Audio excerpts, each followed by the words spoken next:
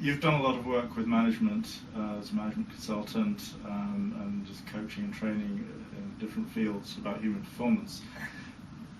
Give us a feeling, in your experience, what are some of the biggest challenges that managers need to face? Well, if you're talking about talent, there's really three challenges. The first challenge is getting people or recruiting the right people for your job. The second challenge is developing them, and the third challenge is retaining them.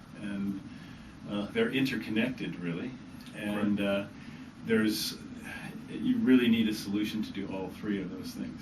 Interesting. So, but if we look at those one by one, what are the challenges of recruitment currently? I think the biggest difficulty in recruitment, just in terms of administration of recruitment, is that you get a resume, and the resume is not targeted to your job requirements. It's just simply a series of words and descriptions that really has very little, often superficially little to do with your actual job requirements. It's not quantified, and whereas your job requirements, you're looking for very specific things which should be quantified. And so therefore, being able to match the resume to the actual job requirements is really, really difficult. So you end up interviewing a lot of people that you don't need to interview. You end up dealing with a lot of resumes that you really don't know what's in the resume in terms of what you need. And so therefore it's very hard to, you spend a lot of work and time and effort. So that's one of the biggest problems. And what are the biggest mistakes you see people making? Well, one of the biggest mistakes, which is really understandable, is that there's no systematic process for doing it. People look at, I've got a recruiter, or maybe I've got 2 or 3 recruiters, and we have some very basic and sketchy ideas. We want 2 years of experience of this and 3 years of experience of that, and we want this skill.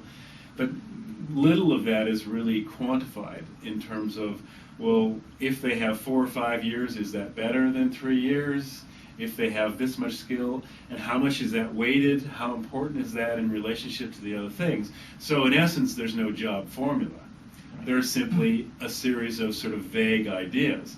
And so each resume that you look at, you apply this series of vague ideas to, and there's no way to really actually compare effectively, because when you're looking at a resume, what you're trying to do is hold about 10 or 12 things in your head, which are not very clear anyway and not quantified in your head, and you're trying to draw that out of the resume.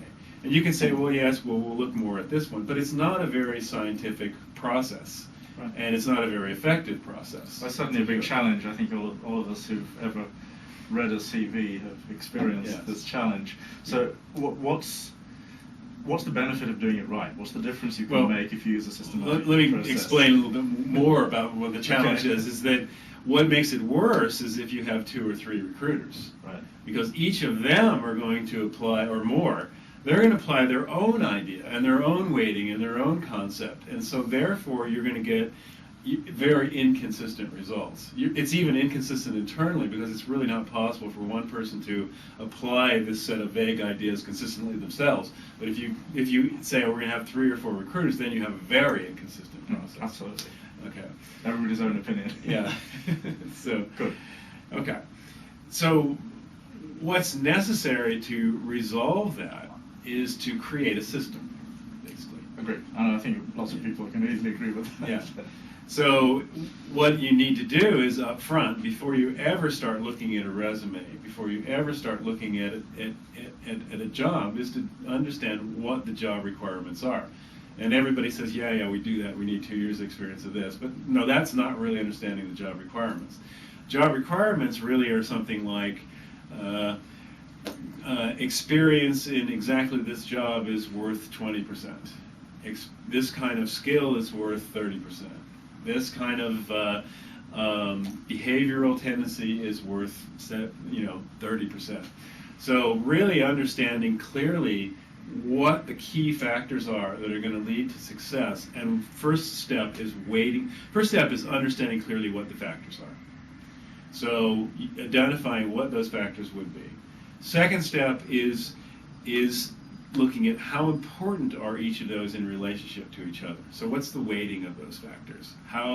What percentage of impact should it have? Okay, and the third step is how do you score it? So if they have a little bit more or a little bit less, how do you score that? And that's really challenging, and that's a system. It's a challenging thing to do is to create that system, but the great thing is that once you've created it, you can apply it across the boards, and you don't have to recreate it every time in your head, every time that you look at a new candidate. Mm-hmm.